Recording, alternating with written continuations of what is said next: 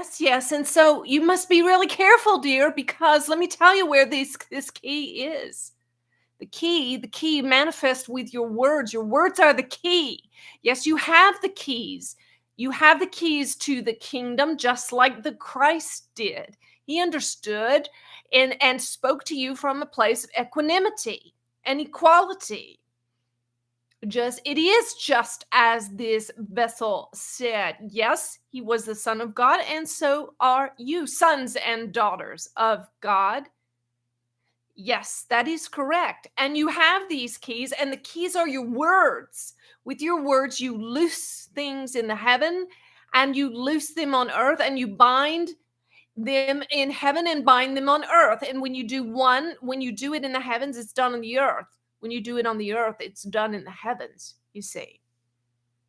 So, what you have to get straight in this manifesting business that you're all is so important to you, which we understand, because you understand that as the creator of your own reality, if you are experiencing misery or unhappiness or despair or discouragement or dis-ease, you are beginning to take responsibility for that. You see, when you are of age, when you have come of age, when you're no longer a child, you must accept responsibility for everything going on in your life. That's what it means to be an adult. So if you want to be a spiritually mature person, then you begin to take responsibility for what you are creating. Now, so where you feel stuck or unsure about why you're creating various things, understand you can't get the cart before the horse, as this vessel said moments earlier. You can spend a lot of time changing your circumstances, your location, your skill level, your mindset, your collaborations, the car you drive. You can change any myriad of a number of things in your 3D and material world.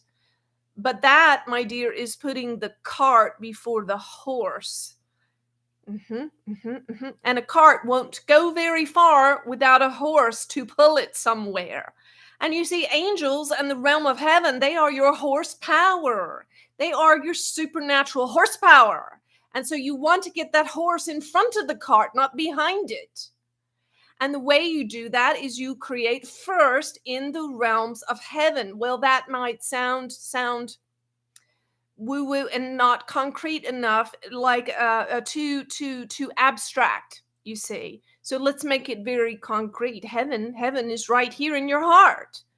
Jesus also said the kingdom of heaven is at hand, meaning it's right here. It's so close to you. It's as close as the hand on the end of your arm. You see? Put your hand over your heart now and see that the kingdom is inside of you. You are a heavenly being incarnated in an earthly body. You are heaven itself come to earth. Your soul is heavenly. Every part of your soul is heavenly, eternal, ethereal. It is spirit being now come to dwell in your body. And so the kingdom of heaven is at hand right here in your own heart.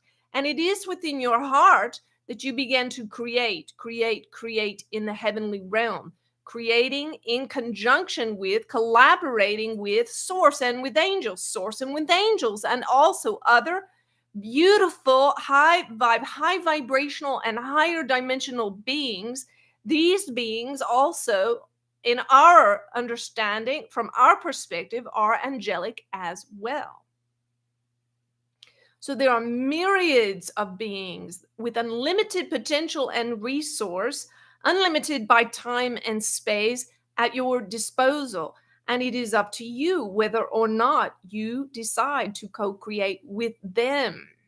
If you were going to build a business, let's say you had a dream in your heart for a certain business, and you had the option of working with a human who was perhaps caring and talented and qualified, or a second being also that was caring, talented, and qualified, but had supernatural amounts of abundant resources of time, energy, money. Well, of course you would choose the one that was well resourced. Now, wouldn't you? The one that had family support, time, energy, wisdom, you see.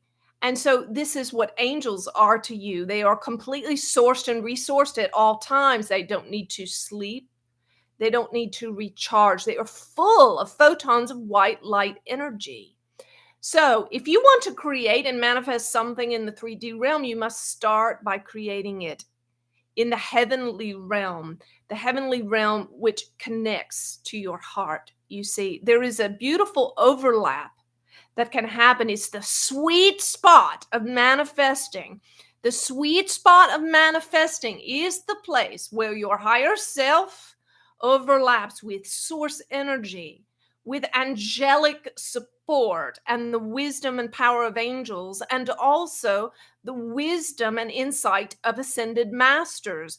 Go ahead and layer those four things all one on top of the other, and there in the center is the sweet spot of manifesting. Mhm, mhm, mhm.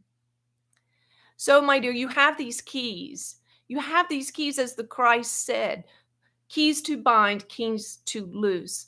Now, what does giving someone a key signify? If you are in a newly emerging romantic relationship, it can be a very significant moment when the other gives you a key.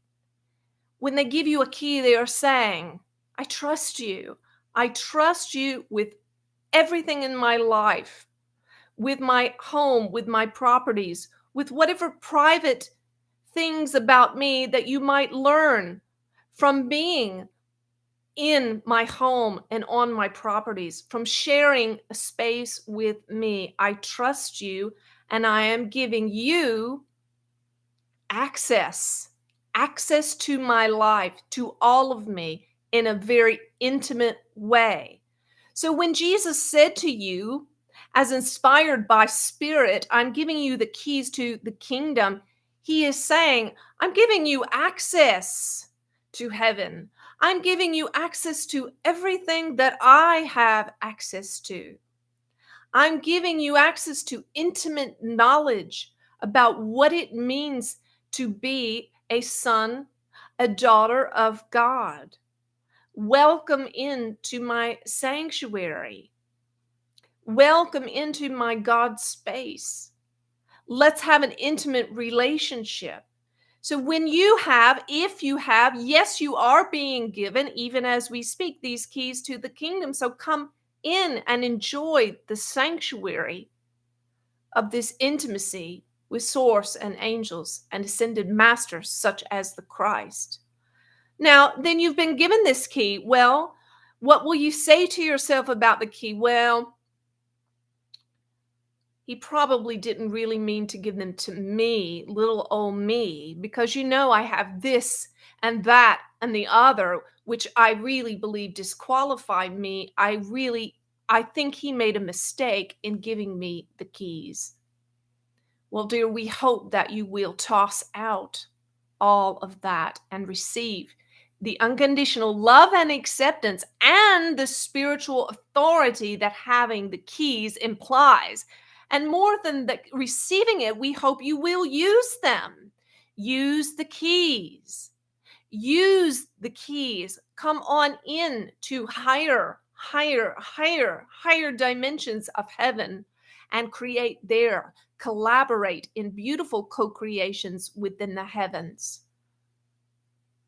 And understand that when you create in the heaven, you're not limited by time and space, and there's so much more power for manifesting. And what you will find is that what you want will begin to manifest in the 3D, or simply just to disappear. The things that you don't want anymore will simply just disappear. Now, you might be amazed at the things you might see in these realms of heaven. Some of you see them in the night in your dreams. Others see them like moving pictures, and others of you are saying, but I don't see anything. And we say, that is fine. You do, however, have strong thought impressions that are a deep and peaceful sense of knowing.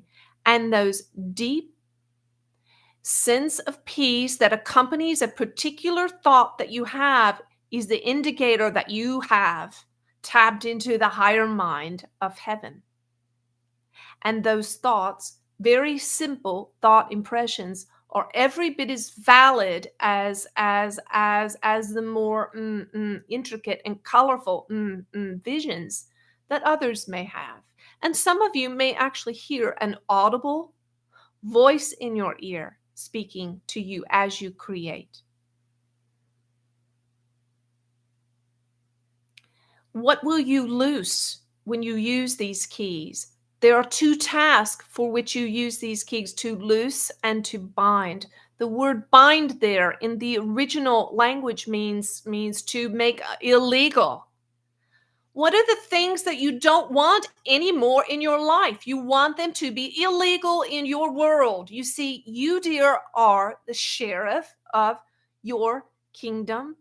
It is you. You are the sheriff. You get to decide who and what are locked out of your life and who and what are loosed in your life. And you don't need to do it with action in the material realm. You do it with the bold and decisive power of imagination in your meditation. Remember, spiritual work is done first and primarily, and we will say boldly here, almost exclusively in the realm of meditation. If there is an action that you are feeling pushed, pulled, or compelled to take in the material realm, we encourage you to stop and instead engage in meditation. And you may find that when you come out of your meditation, the problem has resolved itself, instantaneously disappeared, or worked itself out. Yes. And this is the way you avoid entanglements, energetic entanglements with people, places, and things, all the nouns that will suck your soul dry. So do the work of binding and loosing in meditation. And you must think very carefully and mindfully, dear, about how and when and why you want to use these keys. If you want to bind a certain influence that has been ever present in your life and been a torment to you, why do you want to bind it? Has it produced in you the fruit that element was sent to produce in you? And are you really ready to be free of it? If so, then bind it and say, no more poverty. I bind poverty and lack. I bind it. You see, it's illegal in my world. It is illegal, poverty and lack, or disease, or whatever it is you want to be rid of. And then loose. Focus then on your loosing. I loose health, vitality, joy, peace.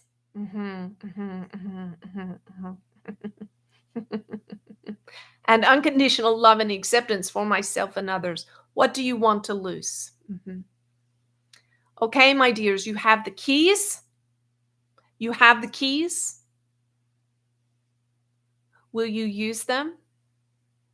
How will you use them? Will you purpose in your heart with this vessel and with us right now to use them for your highest and best good, the highest and best good of all? And when you don't know what or why or how to bind or loose, you can always lean on this very simple prayer. Your kingdom come, your will be done on earth as it is in heaven.